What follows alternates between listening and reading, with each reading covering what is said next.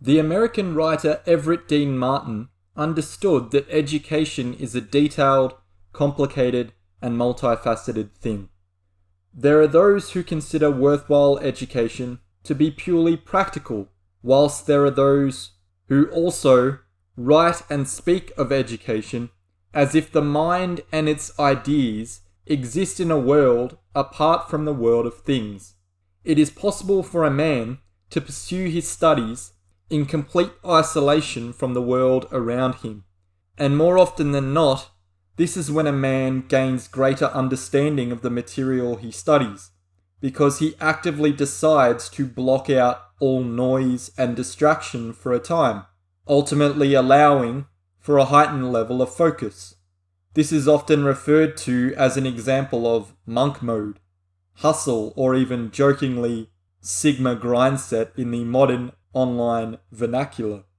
But there is also the issue that a man's subjective and artificial inner world of his mind can become so vibrant and rich that it becomes more interesting to the man than the real world, meaning he just substitutes the objective world for his subjective one and spends more time in his head with his thoughts and his learned ideas than he does in real life with real tasks and with other real people, which of course may regrettably serve to jeopardize the relationship that he has with them. In such cases, education could merely be viewed as an elaborate escape from reality.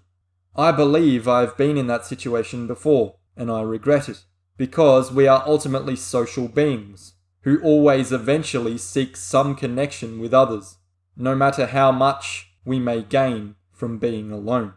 A properly educated mind reacts to our common world.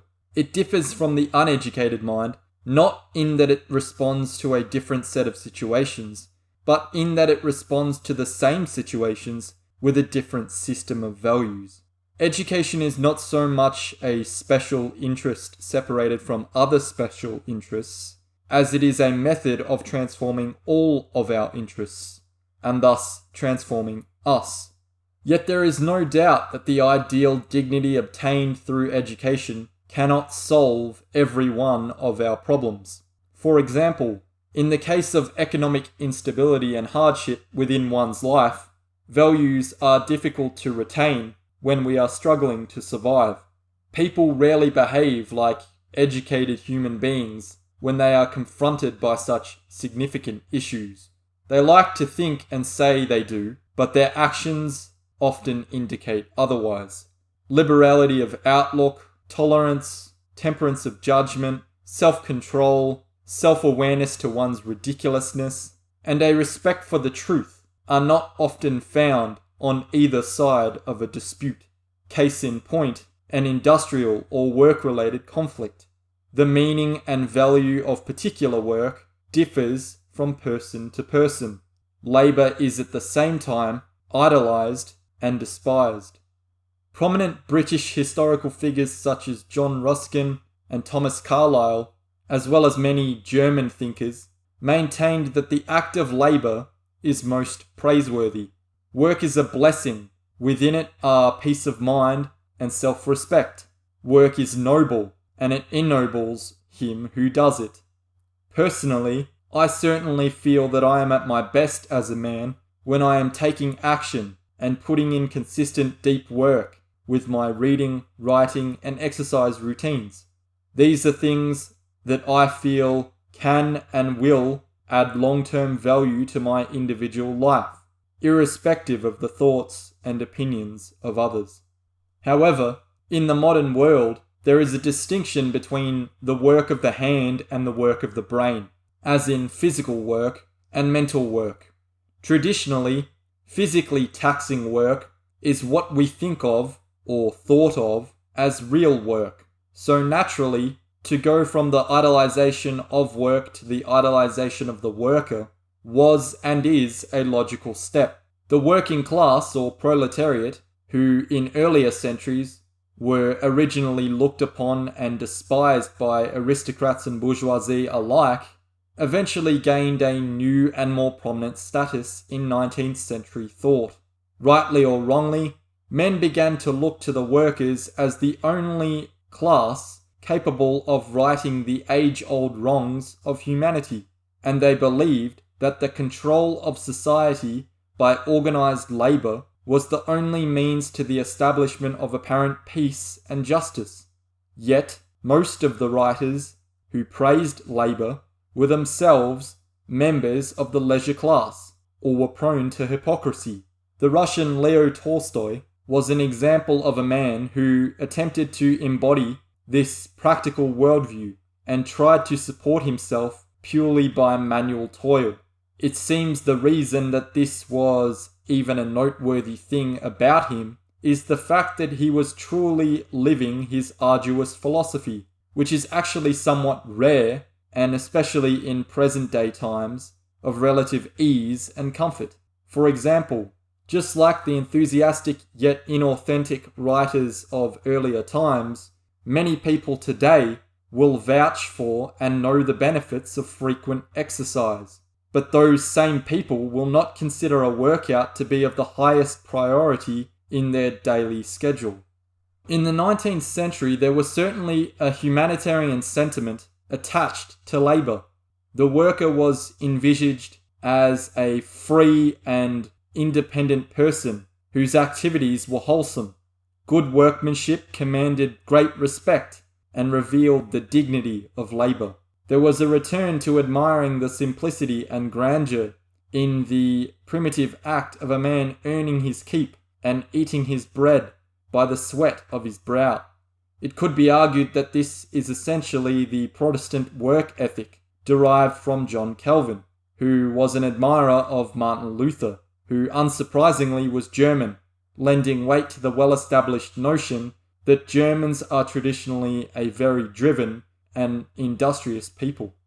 The French liberal Jean-Jacques Rousseau said the following on work: "Outside of society, an isolated man, owing nothing to anyone, has a right to live as he pleases. But in society, where he necessarily lives at the expense of others, he owes them in labour the price of his support. To this there is no exception. To work, then, is a duty indispensable to social man. Rich or poor, powerful or weak, every idle citizen is a knave. You say you will never be compelled to work for a living? Ah, so much the worse. So much the worse for you. But never mind. Do not work from necessity, but work for glory. You enter into the first shop whose trade you have learned. Before noon comes, you have earned your dinner. And if you are diligent and frugal, before the week has passed, you will have the wherewithal to live for another week. You will have lived as a free, healthy, true, industrious, and just man. It is not to lose one's time to gain it in this way."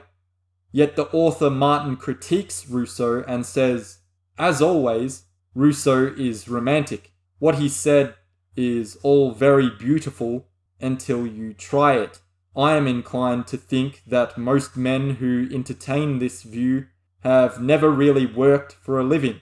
The happy few amongst the toilers of earth may here and there have enjoyed this independence that Rousseau speaks of.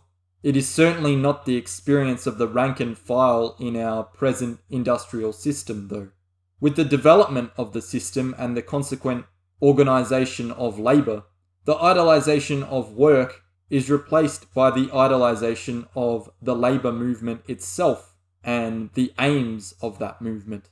Its aims being to ultimately minimize work itself due to somewhat of a jealous preoccupation with the leisure class and the businessman who does not have to work.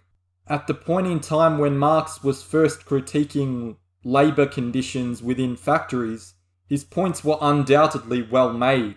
But in modern times, as workers' conditions have improved tremendously, the criticism isn't as impactful, especially in the West. According to Marx, labor as work is represented merely as homogeneous, effort-filled time, which is measured and considered in strictly numerical or quantitative terms. as if the qualitative or personal elements of the work could be completely ignored or deemed non-existent. Such an outlook dampens genius, skill, or aptitude as merely an ability to work faster or more efficiently, and it doesn't consider such things as any sign of inherent ability or superiority of any kind, even though this is undoubtedly debatable.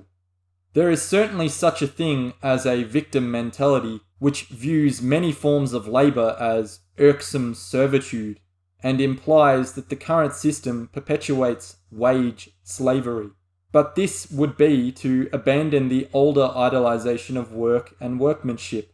A Marxist would argue that labour creates all wealth and is therefore justly entitled to it all.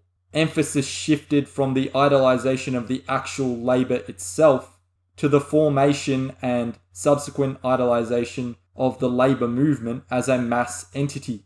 The goal became to emancipate labour, give it its rights, reward it justly, and force all to do their share of it.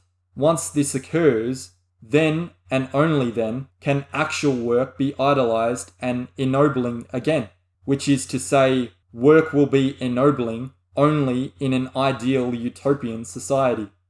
Work is robbed of its dignity when excellence in it is no longer considered important, and when superiority of workmanship is represented merely as a greater quantity of abstract labour time. The more hours you work supposedly indicates superiority, even if your work is not complicated. Yet advocates of the labour movement would not say much about the distinctions between superior and inferior workmanship, even if such distinctions are somewhat obvious to someone on the outside of the movement. When you ignore the distinctions of worth and differences between people, you begin to see people as homogeneous masses and run the risk of ignoring the value and dignity of the individual. Within the working class, as the idolization of work is diminished, some workers may suffer an inferiority complex. It is possible then that labour protests are not or were not wholly against injustice, but also in part against the feeling of inferiority. It is not uncommon to find people who are ashamed to engage in real, hard, physically taxing work, especially in the younger generations. Everyone is seeking ways to escape work and gain income and apparent freedom through either garnering as much attention as possible on social media or through various online methods that are constantly advertised as get-rich-quick schemes, all promising maximum returns for minimal investment. This is because the majority of people actually despise the poor, who seem to struggle but survive, and they wish to emulate the rich, who seem to have it easy and live in decadence. This attitude has existed for centuries. It is the difference between living to work out of honor and working to live out of necessity. The honor of work has disappeared, and now any form of undesired work is seen as merely time-consuming, time which according to most people would be better spent on leisure, because life as we know it is short. Even in the religious context, work is despised. God's punishment against Adam for his disobedience is a life of labour. Hence he must earn his living, eating his bread by the sweat of his brow. In other words, labour is considered a curse. And so is the case for any criminal sentenced to hard labour or community service. It is interesting to note that religion described by Marx as the opium of the people is very sympathetic to the poor toilers of the earth, and yet simultaneously, culturally, we are told that to keep the Sabbath holy, Sundays must not be defiled with labour. Even heaven itself is thought of as a place of eternal rest. But in truth, the world's work now requires people capable of many kinds of activities, some of great importance and some of little. There is no real use in either idolizing work or despising it. Men do their work because they have to, and are neither noble or ignoble because of it. Martin asserts that it is much the same for education. He says, sooner or later, education must cease to be the distinguishing mark of a privileged class, or a device which aids a man to the goal of his ambition. It must become a universal practice of learning how to live like a civilized being, regardless of occupation. In the classically liberal sense, knowledge that has any value should be accessible to all people, regardless of their economic interests or class, and regardless of the profession they practice. Both a banker and a tradesman can appreciate Shakespeare should they wish to. If biology is worth knowing, its value doesn't change just because a mechanic studies it. If a philosophy is true, it is true for whoever can understand it, whether he be a rocket scientist or a gardener. Undoubtedly, nowadays, there is value in learning some skills to better utilize the online space in this increasingly technological world, and it would be ignorant to claim that successful online business people don't have valuable knowledge to share. But there is still a need to put in hard work offline as well, especially offline. The online world is very manicured and sanitized, so it appears fundamentally inauthentic. Offline is where any and all discomfort is felt, and it is necessary to feel it. Such is my passion for the topics I discuss that I've started a Patreon and now most recently an Odyssey channel, because I know that passion won't fade.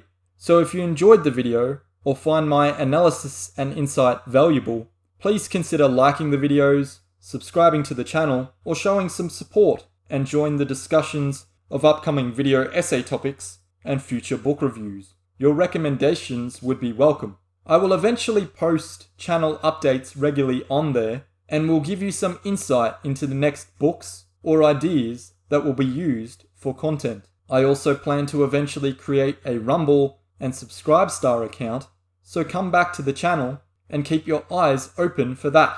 Follow the links in the video description below or on the channel About page under links. Thank you very much for the feedback and support you've shown thus far.